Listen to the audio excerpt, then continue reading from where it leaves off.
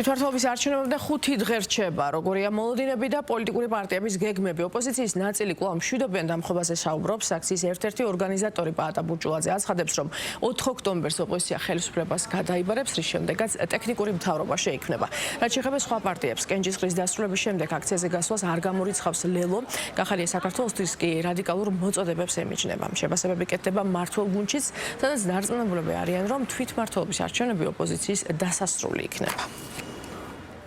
ქართულმა ოცნებამ უპირობოდ უნდა დათმოს ძალაუფლება, იმიტომ რომ მას აღარ ეკუთვნის ის და უნდა დაუბრუნოს ის მართლა ვისაც ეკუთვნის. ეს არის ქართველი ხალხი. საქართველოს მოქალაქეები ქუჩაში გამოდიან იმიტომ, რომ ისინი არიან უკმაყოფილო, გაბრაზებული და შეურაცხყოფილი იმ გადაწყვეტილებების გამო, იმ საქციელის გამო, რომელიც ქართული ოცნების პარტიამ გადადგა. ასევე ეს აქცია დაანონსეს სხვადასხვა პოლიტიკოსებმა და პარტიების წარმომადგენლებმა და რა თქმა უნდა, მათი გადასაწყვეტია დანარჩენი. ჩვენი ბრძოლის გზა, ჩვენი მეთოდი ხაზგასმით ყოველთვის იყო, არის და იქნება მშვიდობიანი, არაძალადობრივი, იმიტომ რომ საქართველოში ძალადობა ეს არის რუსეთის სტილი, ჩვენ კი 4 ოქტომბერსაც ხაზგასმით ვიქნებით მშვიდობიანები და ჩვენი ყველა მოქმედება იქნება არაძალადობრივი, მაგრამ 4 ოქტომბერი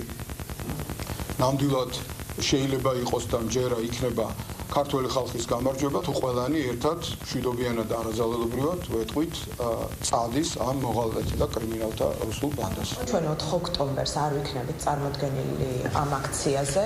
ჩვენთვის 4 ოქტომბერი ეს არის ცვლილების დაწყება თვითმმართველობის რიგებიდან და ეს არის მშვიდობიანი ფორმით ბრძოლა და ეს არის რა თქმა უნდა არჩევნები. მიუღებელია და დაუშვებელია ნებისმიერი რადიკალური ან ძალადობრივი სცენარის განვითარება ჩვენს ქვეყანაში, იმიტომ რომ ეს აძლიერებს ოცნების რეჟიმს. შესაბამისად დაუშვებელია ასევე იმ წრფელი ემოციების და ძალისხმევის გამოყენება პარტიული ინტერესების გაძლიერებისთვის, რომელიც არის ხოლმე რუსთაველზე. არავითარი მშვიდობიანი აქცია მათი მხრიდან არ იგეგმება. ამაზე ჩვენ ვსაუბრობთ.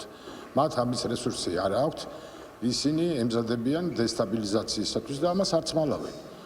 ისეთი ტერმინები კი მოიგონეს, რაღაც მშვიდობიანი გადატრიალება თუ დამხობა და ასე შემდეგ და ასე შემდეგ, მაგრამ ყველა ძალიან კარგად მესმის და მათი გამონათქვამები და ყოველ ფეხის ნაბიჯზე ხვდებით იმას, რომ ეს ძალისმიერი აქციისთვის მზადება.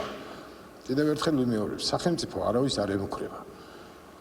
ჩვენ მუქარა არ გვჭირდება. სახელმწიფო აფრთხილებს მათ, რა შეიძლება მოყვეს მათ არაკანონიერ ქმედებებს. და ეს გაფრთხილება ურჩევნო ყურად იყო.